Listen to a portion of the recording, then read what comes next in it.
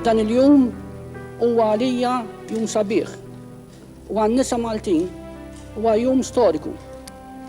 Kienet din waħda mill-ewwel dikjarazzjonijiet ta' Agata Barbara meta saret President tar-Repubblika fi frar tas-sena 1982. Agata Barbara kellha karriera mirata biex tagħti leħen lin-nisa li għal tant snin twal kienu mċaħda minn bosta drittijiet.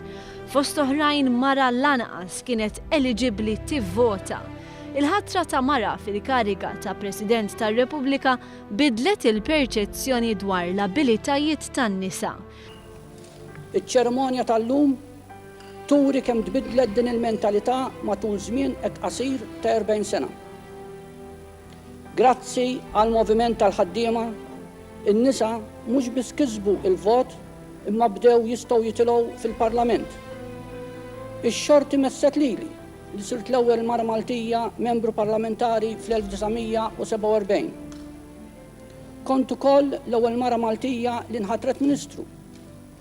Għal aktar minn 34 sena li matulhom kont membru tal-Kamra tad-Deputati għamilt ħilti biex inkun rappreżentanta denja tal-poplu b'mod speċjali tan-nisa Maltin.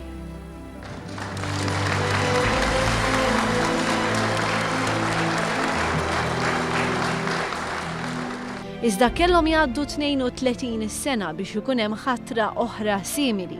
Marie-Louise Coleiro Preca se tkun it-tieni President mara wara li nhar it-tlieta l-ewwel ta' April tirriżenja mill-Parlament.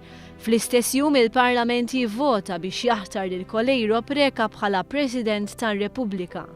Vot li mistenni jkun wieħed unanimu.